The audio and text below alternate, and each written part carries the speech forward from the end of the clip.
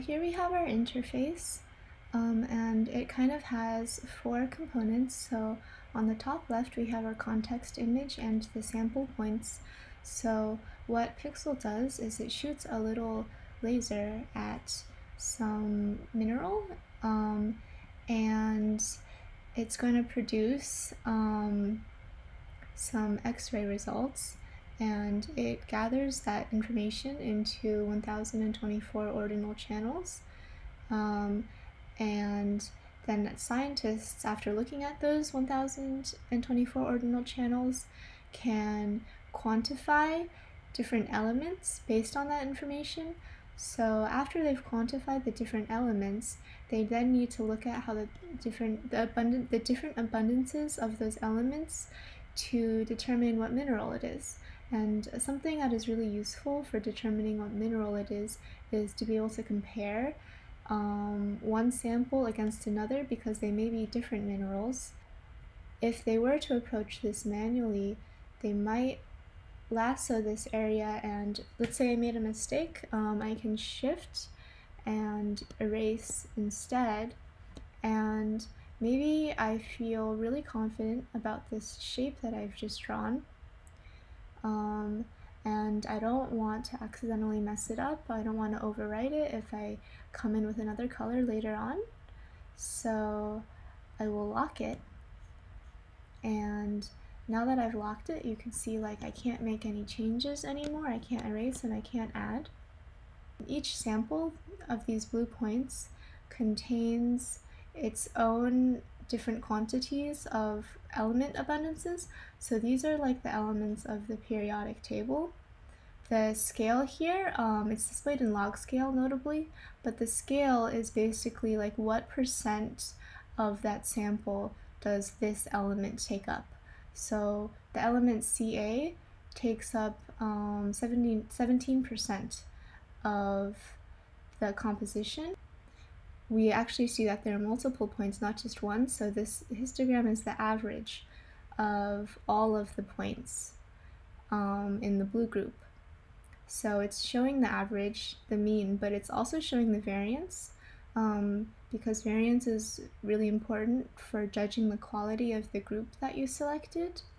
And maybe it's easier to think about variance when in linear scale, but when we look at this, you see for the Ca, out of all of these points, the variance is relatively low, so we can feel kind of confident that it's consistent.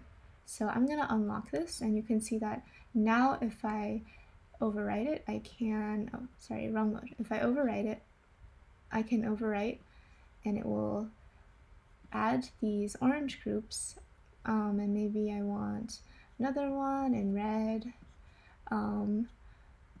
and let me assign some annotations, so I can say like, this may be salt, because the goal ultimately is mineral identification.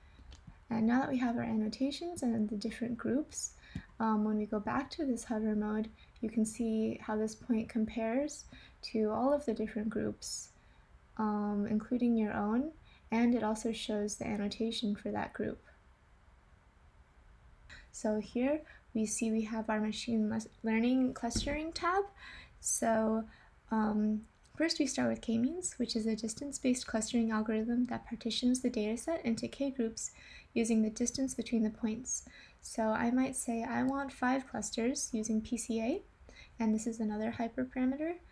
So I click on it, and it's automatically divided it into different components based on using the k-means algorithm.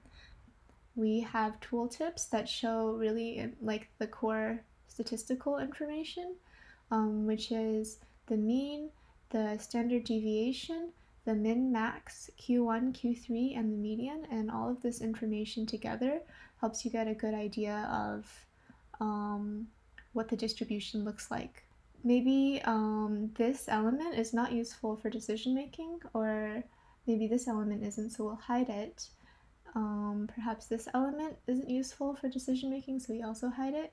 And then we also support sorting based on abundance. So right now it is already automatically being sorted from mean high to low, but there's also low to high. And then a more interesting one is this idea of standard deviation divided by mean.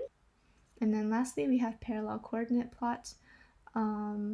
Notably for the parallel coordinate plot, we see that they're not 0 to 100%.